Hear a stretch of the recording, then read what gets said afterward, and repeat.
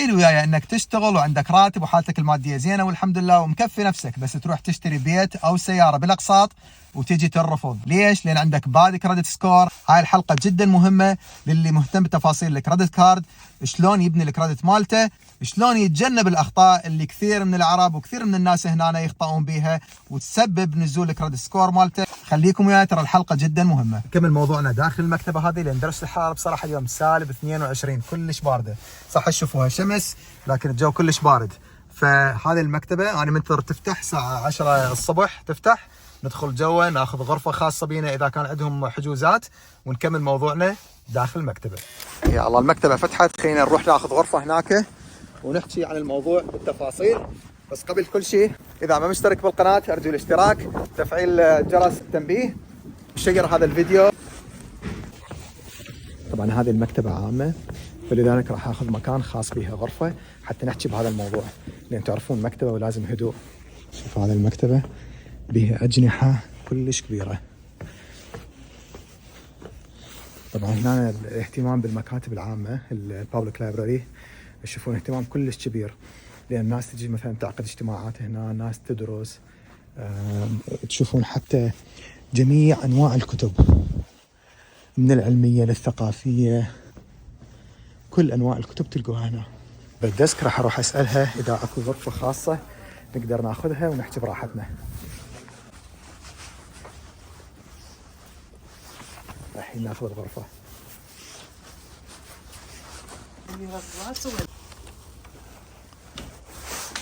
حصلنا على المفتاح، وهاي الغرفه كلها إلنا صارت. نفتح الضوء ونفتح الفردات والمنظر البديع من هنا. طبعا بالمناسبة هاي هسه القاعة حجزتها أني، حجزتها لمدة ساعة ونص، كلها مجانية. ليش؟ لأن هذه public library أو مكتبة عامة، يعني برعاية الحكومة المحلية.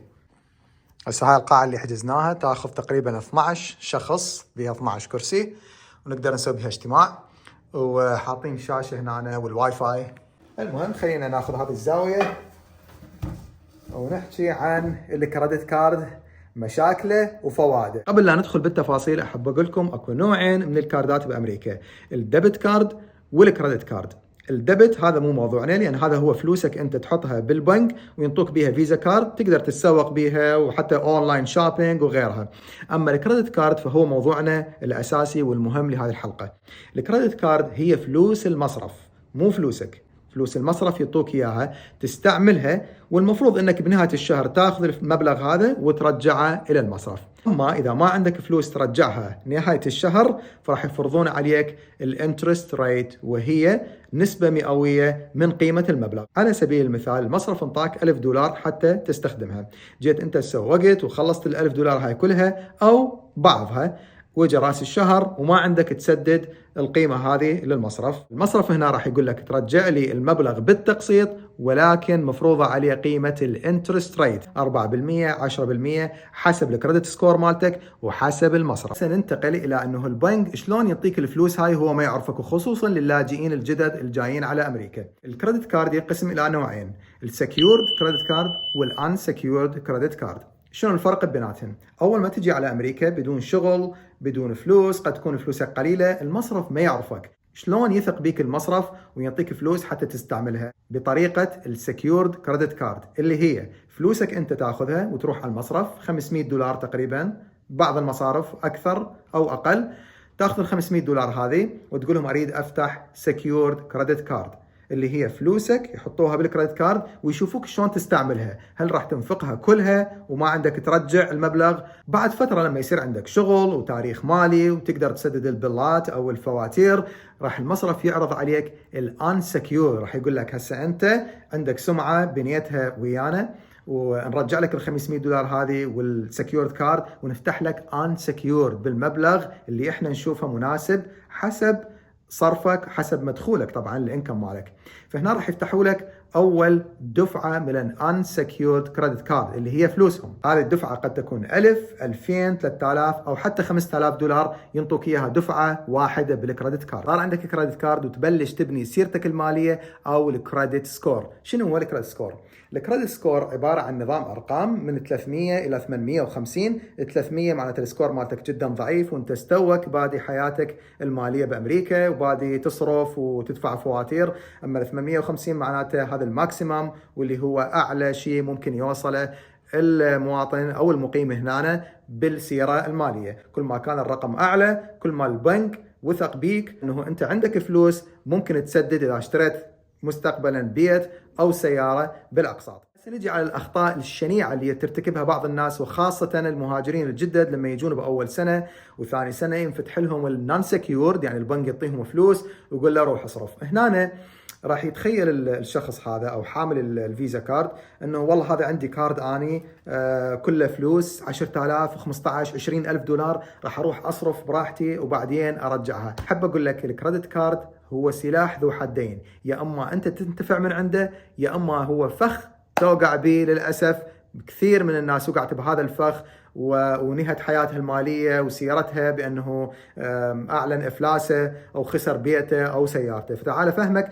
شلون تتجنب هاي الأخطاء. أولا والمهم جدا لا تصرف المبلغ كامل مهما ينطوك فلوس، حتى لو ينطوك $1,000,000 لا تصرفها كلها. هذا الشيء يسموه اليوتيلايزيشن. شنو هو اليوتيلايزيشن؟ ينطوك مبلغ وتصرف أكثر من 30% من المبلغ، حتى لو كان عندك فلوس ترجع الفلوس مالتهم نهاية الشهر. هذا الشيء يقول للمصرف بأنك بحاجة إلى المال وأنك بوضع مالي جدا صعب وما تقدر تصرف من فلوسك الخاصة بيك مو فلوس البنك. فشو تسوي حتى تتجنب هذا الخطأ وحتى تتجنب أنه السكور مالتك ينزل لما تستخدمه هواية؟ كل ما تستخدم الكريدت كارد رجع الفلوس. مثال عملي، لو عندك فرضا $1,000 30% من عندها هي $300، تصرف ماكسيمم أو حد أقصى $300. اشتريت بيها وكملت هذه 300، ارجع حول الفلوس من فلوسك الخاصة من حسابك الخاص للكريدت كارد، رجع لهم فلوسهم للبنك، رجعت $1,000 كاملة. وهكذا اصرف حد أقصى 30% من الكريدت كارد. حتى لو كان المبلغ اللي عندك المفتوح 10,000 اصرف 3,000 كماكس. القاعدة الذهبية هنا تقول اصرف إلى حد 30% من قيمة الكريدت كارد. الخطأ الثاني والفخ الثاني هو المينيمم بيمنت. شنو معناته؟ المصرف هنا من مصلحته انك ما ترجع الفلوس كاملة، لأن المصرف بصراحة يستفاد من الانترست ريت، ما يستفاد من فلوسك من ترجعها كاملة إلى المصرف. يعني على سبيل المثال $1,000 اللي أخذناها كمثال، لو أنك صرفت 300 أو $500 خلينا نقول وإجا نهاية الشهر وما عندك تسدد هذا المبلغ، إيش راح تسوي؟ المصرف راح يعرض عليك دفعات أو أقساط شهرية، خلينا نقول $100 بالشهر. أنت هنا راح تكيف، راح تقول أرجع لهم أقل من المبلغ، ولكن هم صادوك بالانترست ريت. يعني شلون؟ يعني أكو قيمة أرباح يسميها المصرف الانترست ريت. هذه النسبة اللي راح يستفاد بها المصرف. صح أنت ترجع $50 ولكن القيمة الأرباح المتضاعفة والمتراكمة راح يصير المبلغ أكثر من اللي صرفته. فلا تقع بهذا الفخ. النصيحة الثالثة والأهم راح أعطيكم مثال عملي. هذا كريدت كارد وهذا ديبت كارد. هذا فلوسي يعني حطيتها بالكارد وانطاني اياها المصرف، هذا فلوس المصرف او الكريدت كارد اللي المفروض اني اصرف من عنده وابني سيرتي الماليه واعلي الكريدت سكور مالتي. لكل $1 اني اصرفه من الكريدت كارد لازم عندي له غطاء من الديبت كارد. ليش؟ حتى لا اوقع بهذه الاخطاء اللي تسبب الكريدت سكور مالتي ينزل او حتى ينضرب الكريدت كارد مالتي وما اقدر اكمل سيرتي الماليه ولا اقدر اشتري اي شيء او اجر اي شيء. بالمناسبه بعض الفنادق تطلب من عندك كريدت كارد لما تسوي تشيك ان وتشيك اوت. هنا القاعده تقول لكل $1 اصرفه من الكريدت كارد مالتهم لازم عندي غطاء الى اقدر ارجع الفلوس نهايه الشهر او حتى قبل نهايه الشهر للبنك. لان بصراحه يا جماعه الفوائد تكسر الظهر هنا. انت صح بعض الناس تقول لا انا اسدد الداون بيمنت المينيمم بيمنت اللي هي اقل دفعه قد تكون $25 $100 حسب صرفك طبعا وانطي عليها فوائد، لكن يا جماعه هذه فوائد تراكميه. هسه راح اعطيكم فائده اخرى للكريدت كارد، اكو شيء اسمه الكاش باك. شنو هذا بالكريدت كارد؟ هذا يقول لك كل ما صرفت على منتجات معينه او باماكن معينه راح نرجع لك فلوس من اللي صرفتهن. شلون يعني؟ يعني فرضا رحت على اسواق وتسوقت بمبلغ $100 واستخدمت الفيزا كارد اللي هي الكريدت، هنا الكريدت راح يرجع لك 2%، بعض الكاردات 5% 3% حسب المكان. هذا المبلغ راح يرجع لك الى حسابك. يعني بصراحه انت صرفت $100 ولكن حصلت على هدية $3، وهكذا كل ما تصرف أكثر تحصل على كاش باك أكثر. وين تصرفهن هذني؟ تقدر تجمع هذه النقاط أو البوينتس وتاخذها نهاية الشهر كفلوس كاش أو ترجعها للفيزا كارد.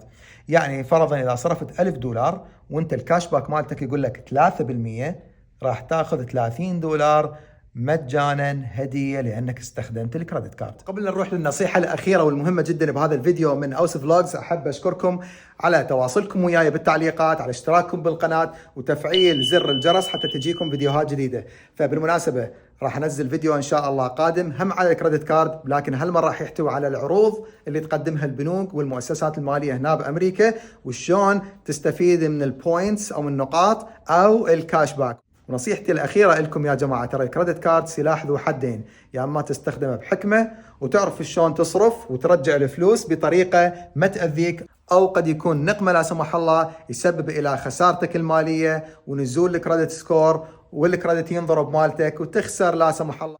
باقي 5 دقائق أخيرة على حجز القاعة مالتنا، لأن اكو شخص ثاني راح يجي 11:30 ياخذها. أتمنى استفاديتوا وياي بهذا الفيديو. شاركوا هذا الفيديو وانتظروني بالفيديو الجاي. تحياتي لكم من أوس فلوجز. يلا يا جماعة خلينا من الهوسة مالتي الساعة 11:30. مع السلامة.